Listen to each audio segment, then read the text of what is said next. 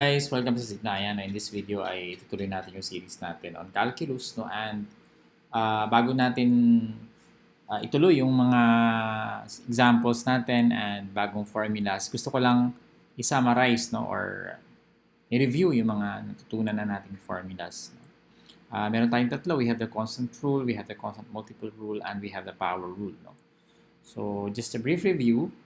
Constant rule says that the derivative of any constant function is equal to 0. So if the constant function f of x equals c is f of x equals c, then the derivative of f, or denoted by f prime of x, is equal to 0. No?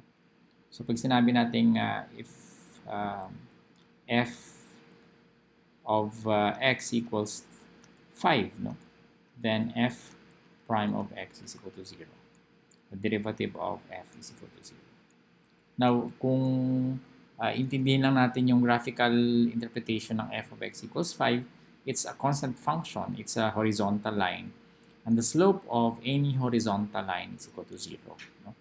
And kung sinusundan itong series natin, sinasabi ko palagi na ang meaning ng derivative ay slope of the function. So, ibig sabihin ng derivative of f is actually the slope of the function, which is equal to 0. No?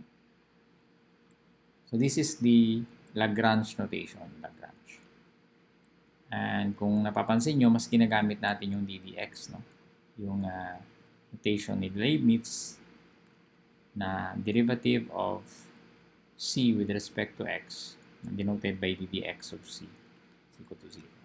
No? So, pag sinulat naman natin ito sa notation ni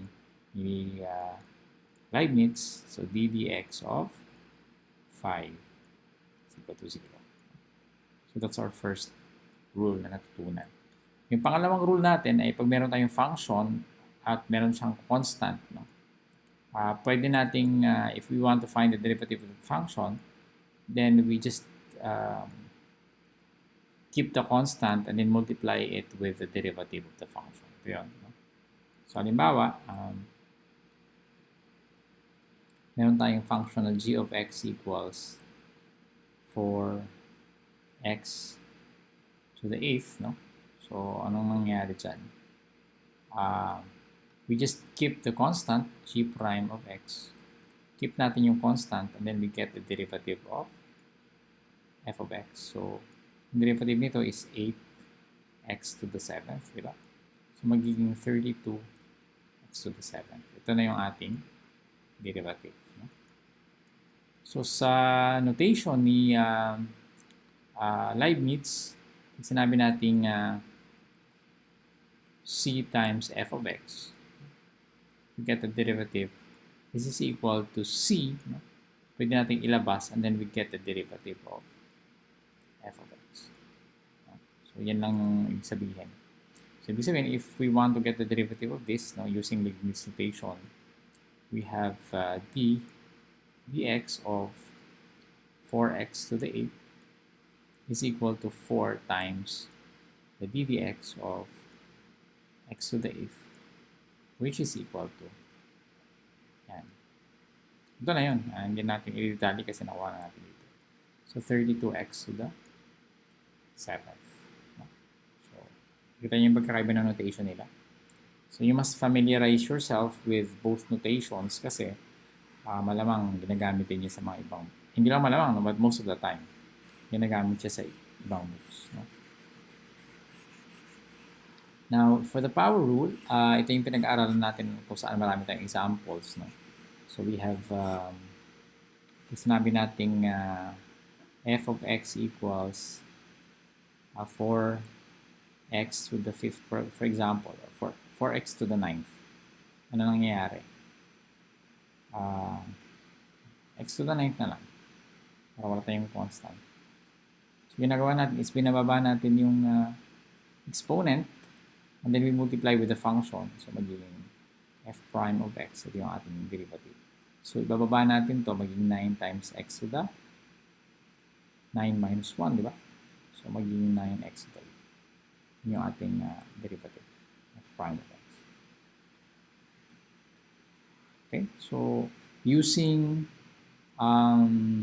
Leibniz notation, we have dx times x to the n, which means that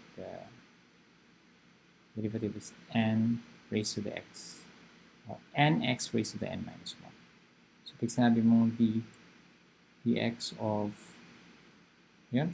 x to the 9th, this is equal to 9x to the 8th.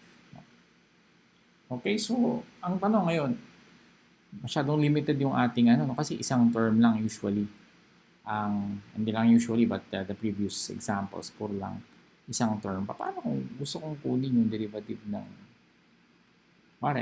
x to the 4th minus 5x cubed plus 2x squared minus x plus 1. Paano yan? Paano kung kunin to paisa-isa lang yung pinag-aaralan natin. Okay? So, yan yung ating susunod na topic. No? So, abang-abangan nyo bukas, no? Well, bukas kung, siyempre, ngayon ko ito pinablish, but definitely ma-upload yung next video. No? Okay, I'll see you in the next tutorial.